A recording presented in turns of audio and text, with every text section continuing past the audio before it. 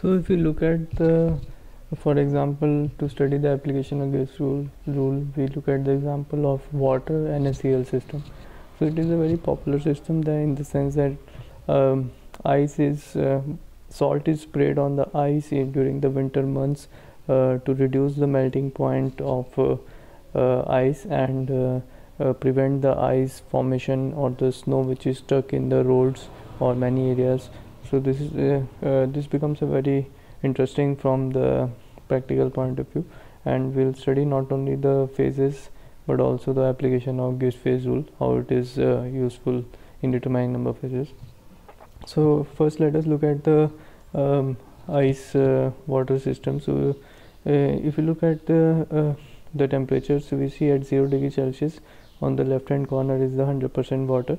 So if we reduce the temperature to 0, we have 100% ice formation, and below that this ice.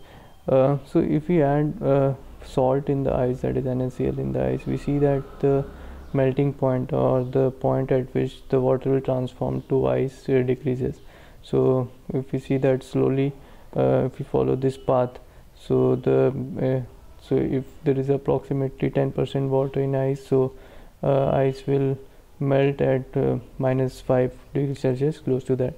So if we look at continue to look at that, so let us we see that the maximum drop in the temperature which we can obtain by adding salt is till -20.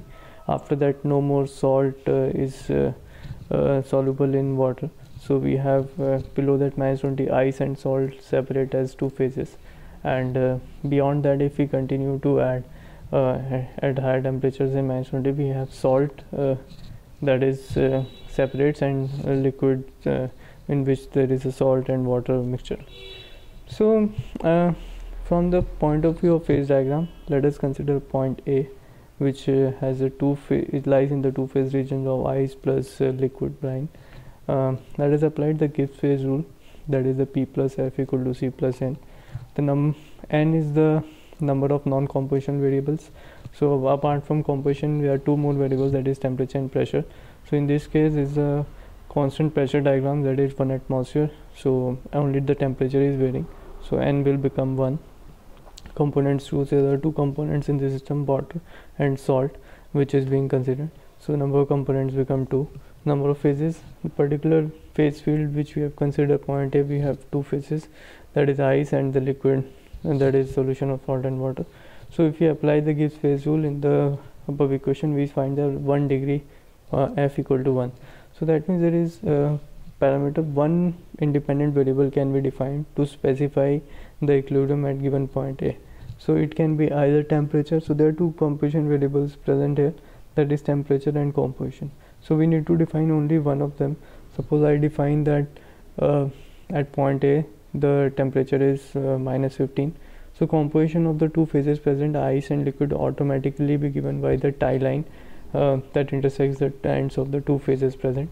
And similarly, if I define the composition of the two phases, the temperature becomes fixed. So this way phase rule gives us the ability to determine the equilibrium conditions of a given curve structure. For another example, let us take point B.